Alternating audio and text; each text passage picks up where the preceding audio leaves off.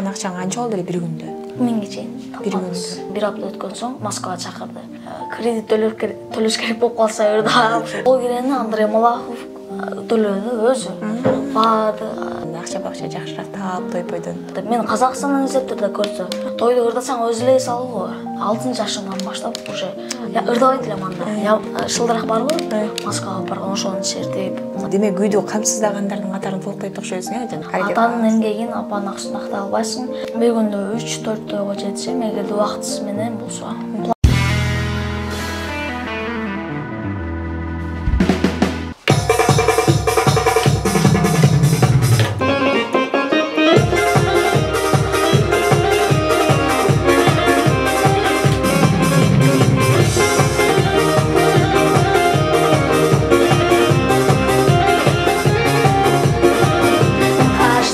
Kara dep canım eminim, şaşlarımda uçsun deyip aman eminim. Kaşlarımda kara dep canım eminim, şaşlarımda uçsun deyip aman eminim. Emine canım eminim, çoğu kalanım sensin aman eminim.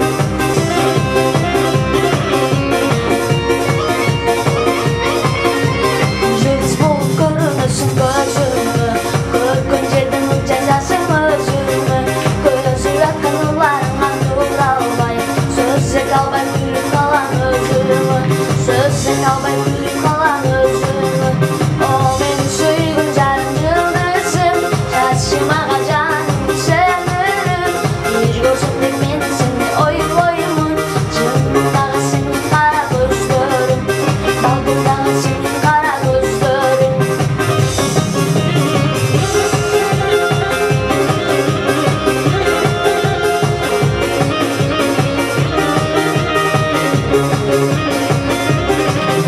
Başka seni biçerim yaşadı bu yol.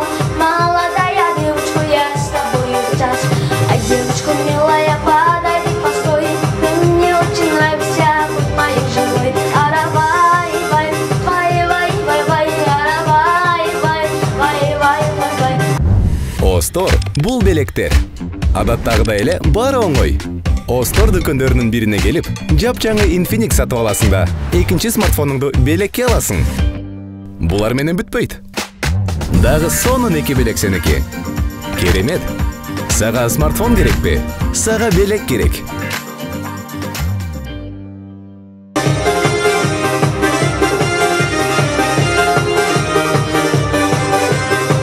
Asman yıldız болгондо, ay жаркырап болгондо, сага барам суу кыз, саат 9-дону, кара каштуу көзүңдүн, балдар жеген сөзүңдүн, ашык болдум мен сага, 14-15 жашымда.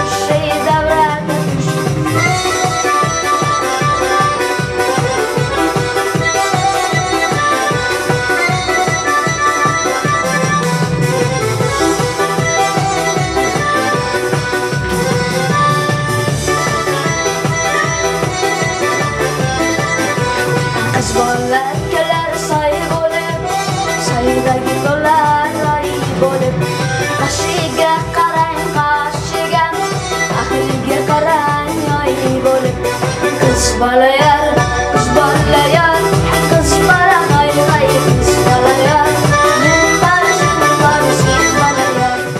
Салам жалпы Солото YouTube каналыбыздын катталуучулары, эсиңиздерде болсо дал ушул Ямаханын коштоосунда коногубуз менен биргеликте Бекжан Темирхан менен биргеликте өзгөчө сонун аяк кылганбыз. Андан бери мынакей бир топ убакыт өтүп, азыр дагы дал ушул кичинекей талант жаныбызда отурат.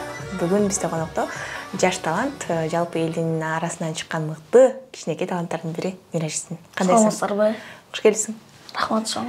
Көргөнүзгө кубанычтабыз. Бир топ чоңоюу түшүпсүң мурункудан. Канчанчы класс болуп калдың? 7-класска көчтүм. Сонун. Бүгүн Борборго келипсиңер. Эмне сапар боюнча бул жолу? Бул жерге ошол сиздердин сурооңуздар боюнча келдик. Ошол эфирлерге тартылып, көбүнчө Москва шаарынан барып келгенден кийин ошол Ямаха менен ырдап берип келет деп суранган эжелер, суранган чакыруулар көбөй баштады. Ошого байланыштуу Бишкек Борбор шаарга келдик. Сонун. Окуулар кандай бүттү? Сонун болду. Эс алып башталды. Ооба. Эми Миражсың, сен окуудан сырткары дагы ошол элдин кызматында болуп, көбүнчөсү той топурда кызмат кыласың. Эс алуу жок окшойсуң, Эс алуу бар. Күнү эле эс алабыз. Мындай биринчи сабакка барасың, андан соң тойго барасың. Тойду ырдасаң өзү эле эс алуу го. Ырдасаң рахат алып, кайра ошондой болот. А негизи эле тойдо ошол Ямаханын коштоосунда көбүнчөсү кайсыл тараптын коноктору көбүрөөк жактырат? Мисалы үчүн Баткендин өзүнүкү же Ош тарапка чейин барасыңбы? Мен ошол жети областта эле тойлордо жүрөм. Көбүнчө ошол Баткен тараптагы элдер көбүнчө жактыра Ямаха ойногонду, бийлеген ошолор баары көрүп, бийлеп ырдаган көбүнчө колдо көрсөтөт да. Анда сен мындай эрте эле акча тапканга, сабакты таштап коюп, ушундай нерсе кетип калган жоксуңбу? Жок, андай эмесмин.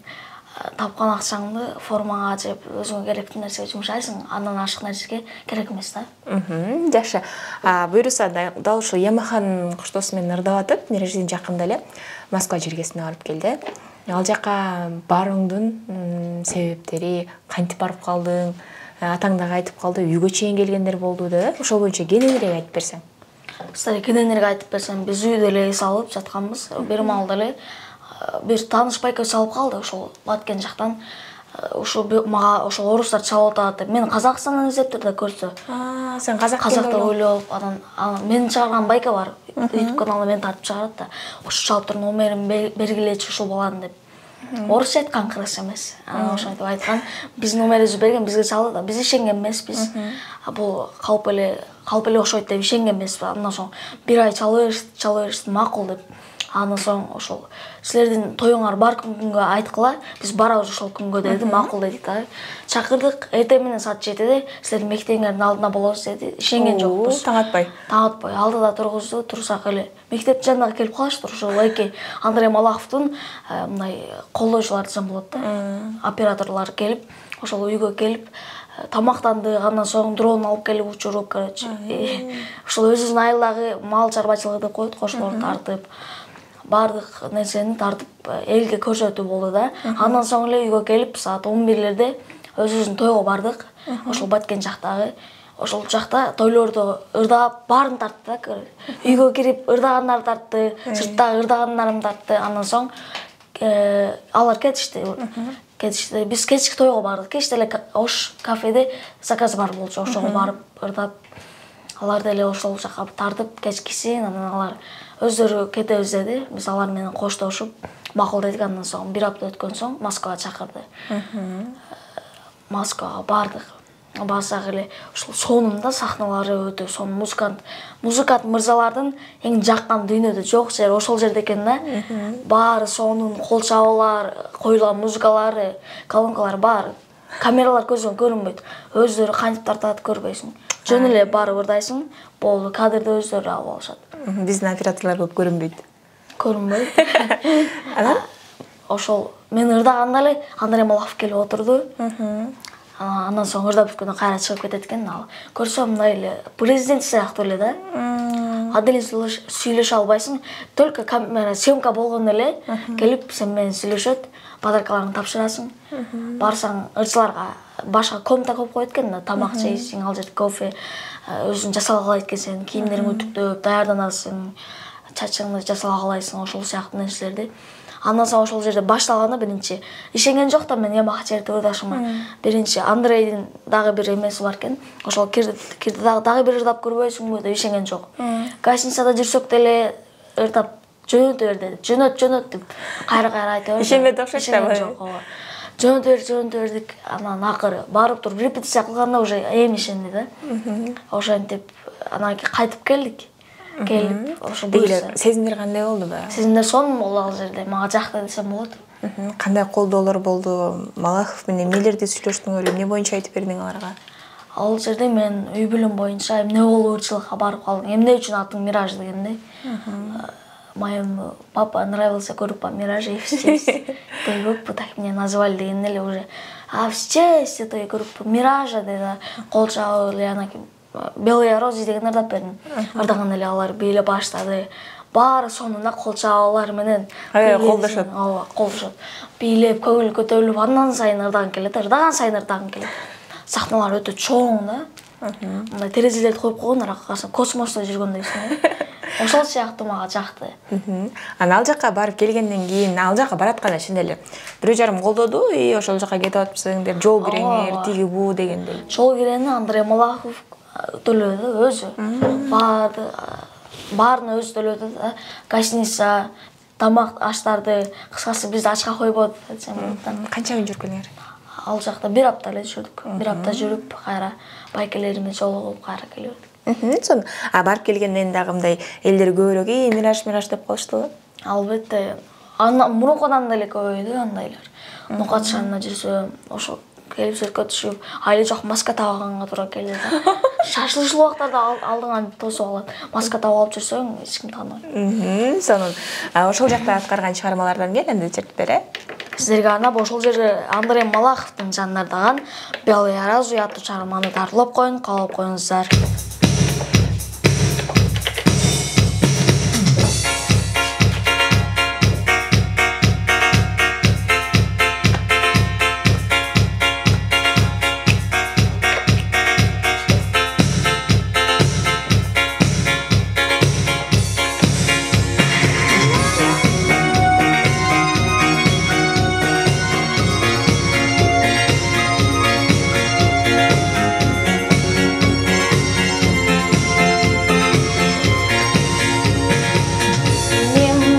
Теплее за стеклом, но злые морозы. Хожу в эти двери, словно сад июльских цветов. Я их так хочу согреть теплом, но белые розы у всех на глазах. Я целовать и гладить готов.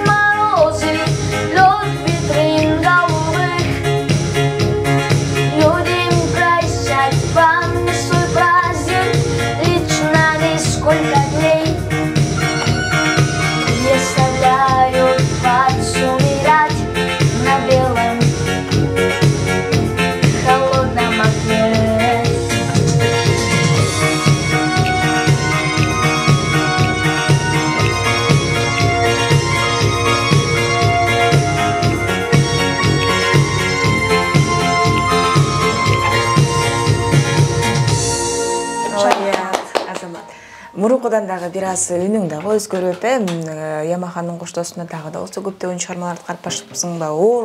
Оорулорунчу. Вокалга баратабызбы? Каяктан үйрөнүп атабыз? Биринчиден вокалды бүткөн. Толук бүтпөй калган негизи. Мен ырдаганым ошол байкелерди баалап сен катышпай эле койсоң болот вокалга деп. Атаман үйрөнгөм, атам баардык окууну бүткөн, Ниязалы. Ниязалы бүткөн, баардык аспаптарды ойнай алат. Атам үйрөткөн десем болот. Жакшы. Жаш туруп эле дагы ошол той топурда кызмат кылып, каражат таап атасың. Буга таң калгандар дагы барбы? Албетте таң сен сыяктуу балдар ошол сен окууга барып жүрөт, даже бул не экенин билбей жүрөт, сен ябак ойноп, тойлорду жүрүткенсиң дегендер көп болот. Аларга жөн эле күлүп коем. Аба көз тийип кетет деген нерселер дагы атаң колдонобу? Көз тийбесин балама деп. Атам ошол көз тийбеш үчүн мындай окутуп жүрүш керек да негизи. Алдыңдарга барып өзүңө көз тийбеш үчүн дем салдырып, ошол нерселерге барып жүрсөң, сага эч нерсе жылай албайт го дейм. Буга чейин да Мирожиздин экөөбүз маек кылганбыз. Анда Бекжан бар болчу, мынакей мыкты таланттардын бири. Азыр өзү жок болсо дагы аны ар дайым эстеп жүрөбүз. Анан сага берген белеги дагы деле сакталуу калпагы. Өтө сонун киши болчу негизи, мага жаккан. Сонун, адам көңүлүнө тийбей турган, сонун жагымдуу мамиле кылат да. Адамга ыңгайлуу мамиле кылат. Ошонусу жагат. Калпагын сактап жүрөбүз. Ооба. Калпагын сактап, кийип коебуз кээде кичинекейсе. Сонун. Анда Бекжан арларын атайлы, Макул сиздерге арнап анда эмесе Мадам аттуу чыгармасын тартуулап коюн, Бекжан байкени эстеп, эскерүү тартуулап коюн, калып коюңуздар.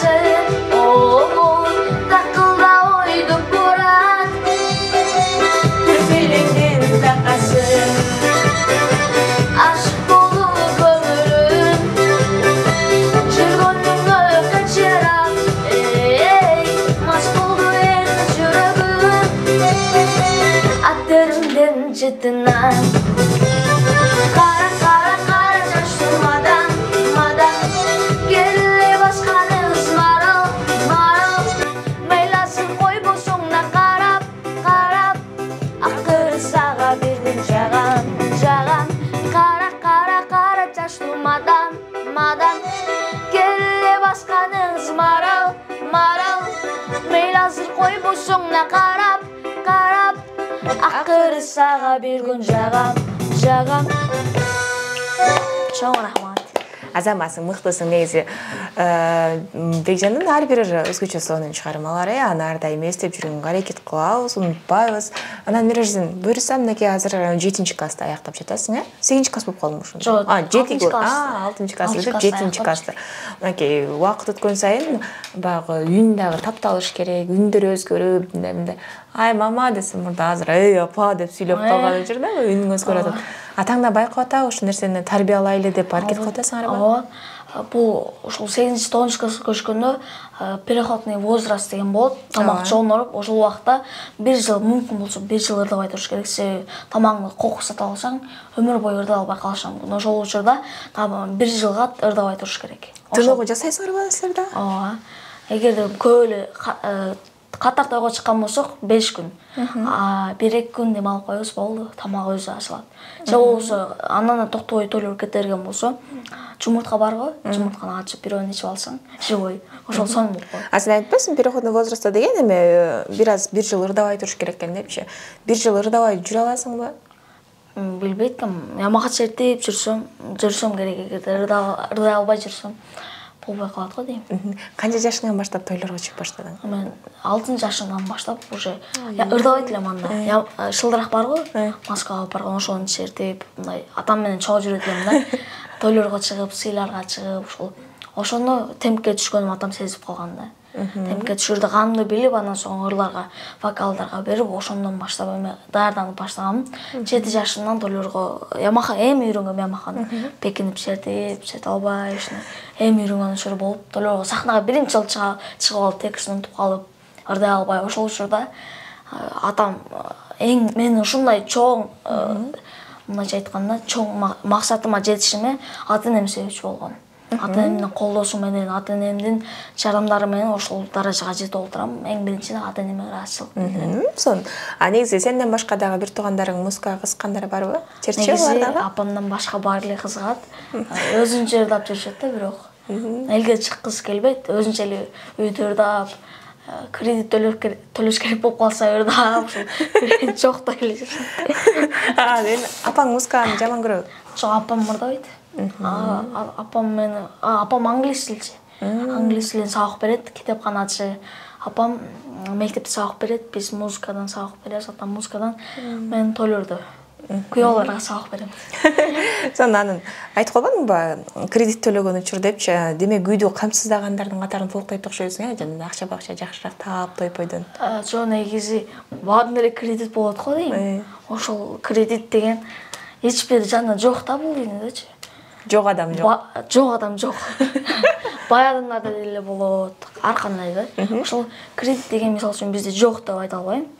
Баарында эле болот. Ошол кредитти төлөй албай, эгерде убактысы келип калган болсо, төлөй албай калганда ырдап, чегин жазып алат да, кредит жок деп. Сен мисалы үчүн бир күндө канча тойго жетишесиң? Бир күндө 3-4 тойго жетишем, эгерде убактысы менен болсо. План болот го, ошол план менен болсо жетишем. Анын канча эми бар? Бир тойго чыгышы, бир эң көп тапкан акчаң канча болду эле бир күндө? Ушул Ямахан арты менен. Ямахан артынан 40 миңге чейин тапканбыз. Бир күндө. Аны 5 заказ алып атпайбыз бир күндө, ошол 40 миңге чейин кетип аткан да. Эң азы болсо 10 миң, 7 миң болот. Жакшы. Демек бир айда бир топ эле каражат табуу мүмкүнчүлүгү бар экен. Анан ошонун арты менен эмне ала алдыңар? Эң баалуу деген? Эң баалуу деген биз биринчиден эле бул башка эле Ямаха болчу да, мындай стили жок. Андан соң акча тапкандан кийин ошо Ямаха менен эптеп ушул ырдадык да, тойлорду бүтүрүп, ушундай жаңы Ямаха алабыз. Буюрса жакында жаңы Ямаха алабыз. Урматтуу достор, биз Бишкек шаарына келдик. Тойлор болсо кайрылыңыздар. Сиздердин тоюңуздарда кызматтабыз, буюрса 24 саат Ямахада. Ашакпаев. Сен качан кетесиң бул жакта? Бул жактан билбейм, Аллахтын буйругу эми. Тойлор көбөйүп кетсе, байып кетсе жүрөм. Демек каникул учурунда бошсуң, Ооба. Анан айтып калбадыңбы, мисалы үчүн бир күндө 5 тойго жетишсек болот деп, жетишпей калып, же болбосо айткан убактысында бара албай калып, мындай той ээси менен болуп, ызы чуу болуп кеткен учурлар болду эле. Ызы чуу болгон эмеспиз, бирок жетишпей калган учур болгон да. Тойдун ээси эгерде адамды түшүнсө болду да, баардык настроениң жакшы болот. Ошондой болуп жетишпей калган учур болгон. Аябай көп болгон. Анда түшүнүшүп аласыңар чара. Көбүнчөсү сен мисалы үчүн Малаховдун операторлору сени казак деп издешет, Ооба. Анын көбүнчөсү сени башка улутка окшоштургандар барбы? Ооба да. Мен жакында эле болуп өттү бир тойго барсам. Сен өзбек эмессиңби деп атат да. Жок, мен кыргызмын, кыргызча сүйлөп атпайм десем. Точнобу дейт. Ооба десем. Окшош экенсиң да дейт. Ошондой окшошмун деп койдум да. Көбүнчөсү кайсы тилдеги ырларды ырдап атасың азыр? Көбүнчө азыркы учурда ар кандай кетип атат. Көбүнчө кыргызча ырдап атам, андан соң өзбекче ырдап атам. Ошол өзбекче. Анда дагы бир ырдайлы. Сиздерге айтып өткөндөй өзбекче Көкшө гүлү азыркы учурда хит болуп аткан Көкшө гүлү аттуу чыгарманы тартылап коюн, кабыл коюңуздар. Баарыңыздарды бийге чакырам.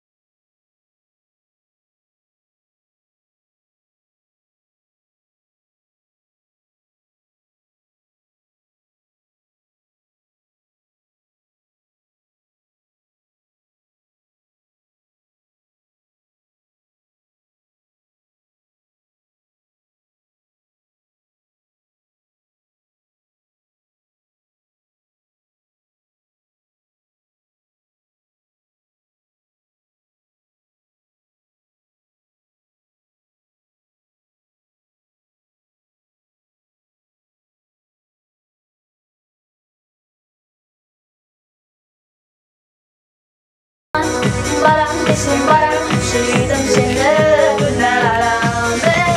Жанымды тыңдарам, күнде саған барам, сенен хабар жоқ қой, саламын мен саған, мені сен алдабам, барам десем барам, сүйдім сені күнәрам. Ауылыңа барып күнде қайтаман, көздеріңе махаббатты байқадым, күнде саған тәтті айтамын, айтамын. Сұлық болып кеткен мираж деген болам, қосшылар айтады саған қырғыз болам, гүлленіп тұр менен, гүлленіп тұр далам, келмедің сен күнәрам. Сұлық болып кеткен айылдарды болам, өрлерім нанады саған қырғыз болам, гүлбенің достан, гүлі алып барам, келмедің сен күнәрам. Ауылыңа барып күнде қайтамын, көздеріңе махаббатты байқадым, күнде саған тәтті әнді айтамын, айтамын.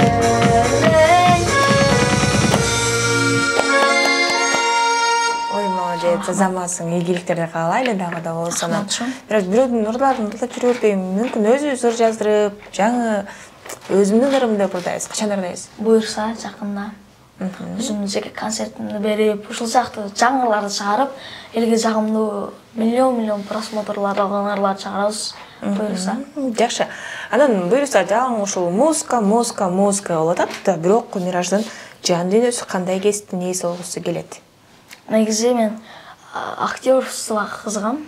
Актер болуп, кино катышып, ушул ямак ойноп берип, кандай роль болсо жакшы болот.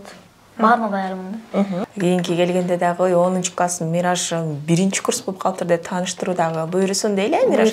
Алдыда дагы буйруса толтура ырларды ырдап берет. Папури катарында дагы суранабыз. Ага чейин Мираждын ата-энесине чоңойгондо эмне кылып бергиси келет? Ошол боюнча сурайлы. Эмне кылгың келет? Чоңойсом мен акча табып, ата-энеме мага кетирген, буга чейин кетирген акчаларын кайра кайтарып, ошол умра сапарына жөнсөм дейм. Ата-энемди барып ошол жакта Аллахыма зиярат кылып, ошол жерде апамдарды умра сапарына узатам десем болот. Апанын акчасын актай албайсың бирок эненин. Атанын эмгегин апанын акчасын актай албайсың. Канча менет кылсаң дагы, иштесең дагы, канча дүйнөнү сатып берсең дагы акчасын актай албайсың. Ошол үчүн ата-энемди биринчиден умра сапарына жөнөтөм. Биринчи максатым ошол. Анда сизге рахмат. Буюрса чоң ырчы, мыкты ырчы болгондо дагы бизди унутуп калбай, келип маектешип, жакшы бир чыгармалар тартуулап жүрөр. Алдыда толтура папури угалы. Жалпы эле мени көрүп аткан ошол көрүүчүлөргө чоң ыраазычылык билдирем жана мени колдоп көрсөткөн менин ата-энеме жана сиздерге чоң ыраазычылык билдирем. Баарыңыздарга дагы бир жолу чоң рахмат.